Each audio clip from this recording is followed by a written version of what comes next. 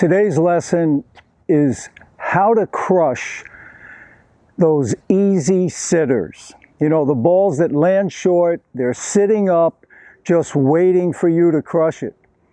And also, how to crush the swinging volley.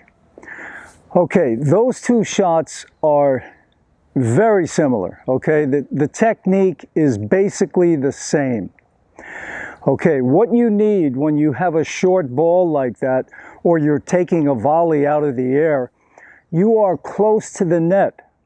You have to use spin, top spin.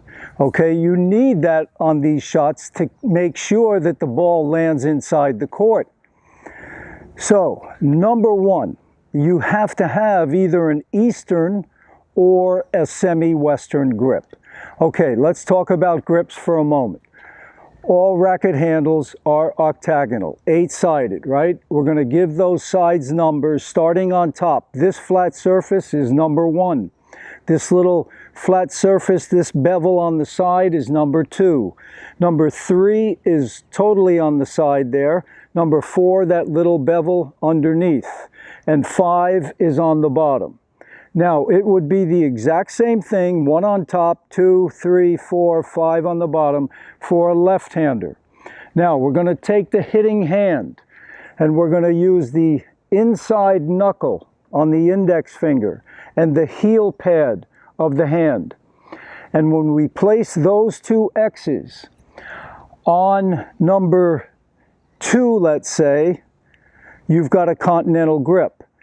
If you put them on number 3, you have an Eastern grip.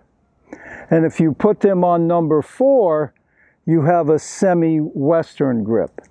Okay, now my recommendations are Eastern or semi-Western. You would not want to be using continental to hit a swinging volley or a short ball, an easy sitter. You don't want continental. Go with Eastern or semi-Western. The biggest mistake that I see, players are trying to do this. The ball is high, so they're thinking, I've got to hit down. I'm close to the net, I can hit down. And the problem with that, here's the big problem. When players want to hit down, they typically open up first. And now they're trying to come over the ball like this, okay? So they open up first, then they're trying to come over. The only chance you have, see, because all of these shots as you're coming up, if you hit the ball like this, it's going long. It's going over the fence maybe. Now, these are all long, all long, all long.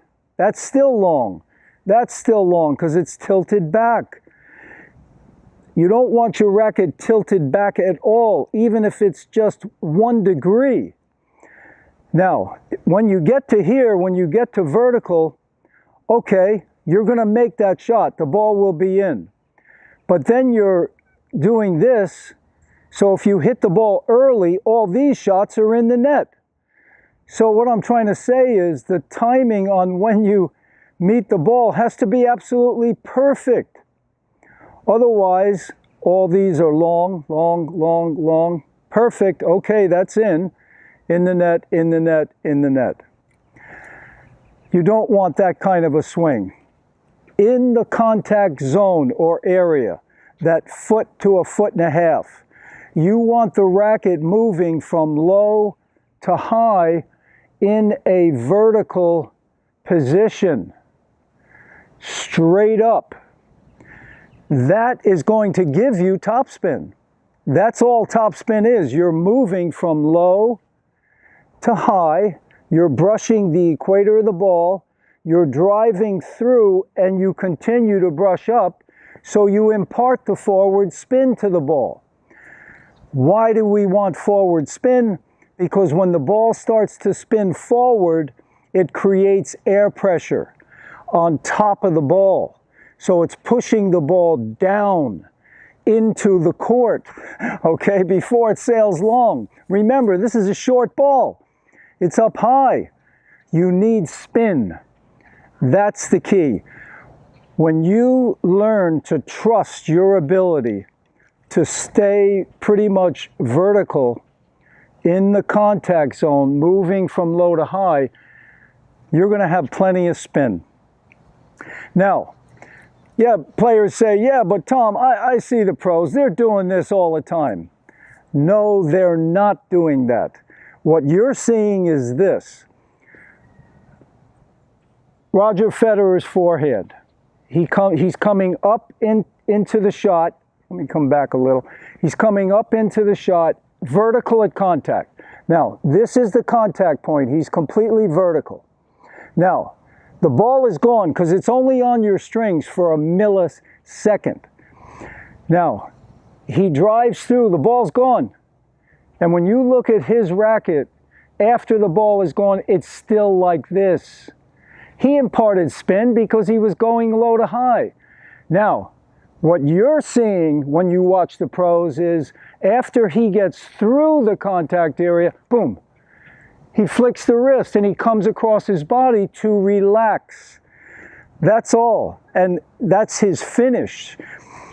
You know, so you have to learn that on these short balls. Now, here's a tip for you. When you see that short ball, the biggest mistake, I think, is because players open up.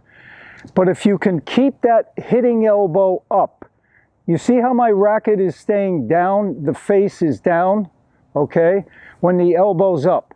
Now, if I drop my elbow, if my elbow drops into my body, you see what happens? And that's what players do. They drop in close to the body and they're trying to come over. So keep that elbow up, keep the racket face closed, simply drop the racket a foot below the ball, swing up, hit through it. Now, once you get through the shot, okay, there's my contact, let's say right there. I hit through. Now I can do the windshield wiper motion, you know, come across the body on the finish. So that's going to be key for you to have 100% confidence in crushing short balls and the swinging volley.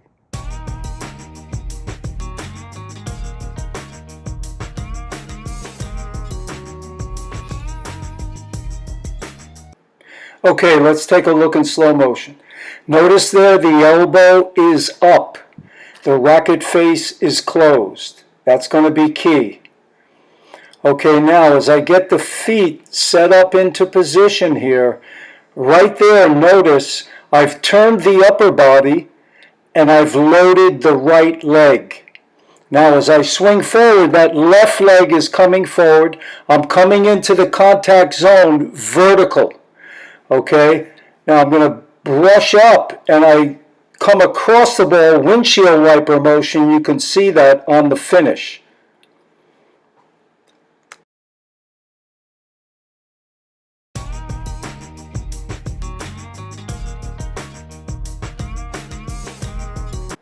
Okay, technique on the swinging volley, basically the same. Hitting elbow is staying up and away from the body. Racket face is closed on that backswing. Okay, I've loaded the right leg here. Now I'm exploding into the shot. The left leg comes forward, vertical at contact, and I come across on the finish with that windshield wiper motion.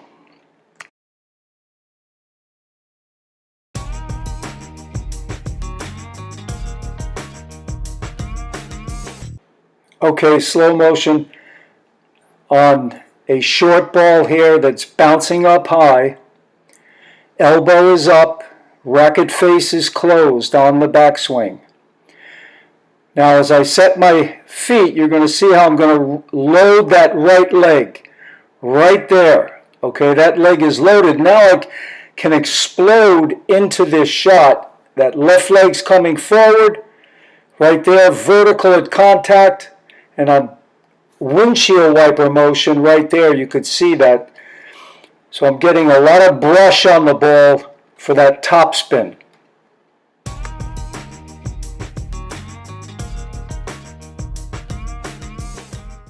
Okay, swing volley in slow motion. Again, elbows up, racket face is closed. I'm going to set that right leg right there. Loaded that leg, now exploding into the shot. Vertical at contact. Now I'm going to windshield wiper motion on the finish. Right there. The weight has come forward onto the left leg.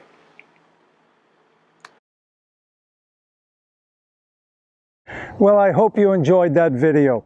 Remember, the key to this shot, when you want to crush those easy sitters and those swinging volleys, the key to the shot is spin. Create that top spin to bring the ball down. So focus on that point of keeping that elbow up, racket face closed. Once you learn to really trust your ability to get spin and staying vertical in that contact zone, you're going to become much more proficient at hitting those easy sitters and the swinging volleys. Please subscribe to the channel, give me a thumbs up, give me a like, hit that notification bell so you're notified on any future videos. All the best, guys, to your tennis success. Take care.